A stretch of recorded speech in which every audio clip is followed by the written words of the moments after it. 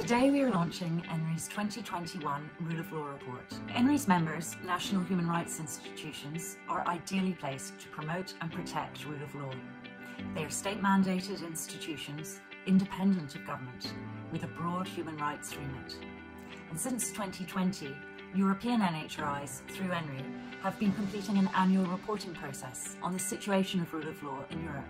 The common ENNHRI report provides each NHRI's perspectives on the state of rule of law in its own country. In this 2021 Rule of Law report, ENNHRI has found that the negative trends identified in 2020 have been further exacerbated in the last year.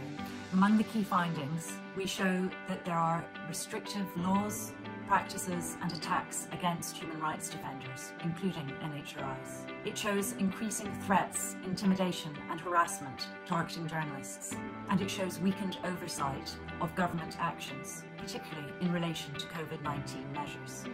The ENNHRI Rule of Law report is in place in order to provide European actors with a more comprehensive and informed assessment of the challenges facing human rights, democracy and rule of law in each country. NHRI reporting and their national follow-up increases the effectiveness of regional monitoring mechanisms by helping them to formulate better recommendations and enhancing impacts on the ground.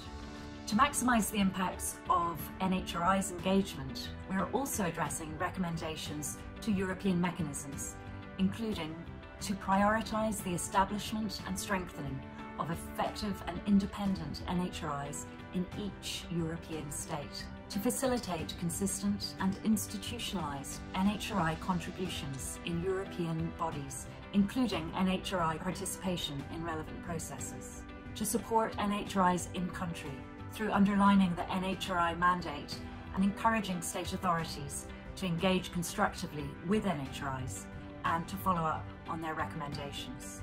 And finally, to provide support to NHRIs that come under threat. It is only by joining the dots between the European and the national levels that we will be able to make concrete progress in advancing human rights, democracy and rule of law, and really hope that this report is another building block towards achieving it.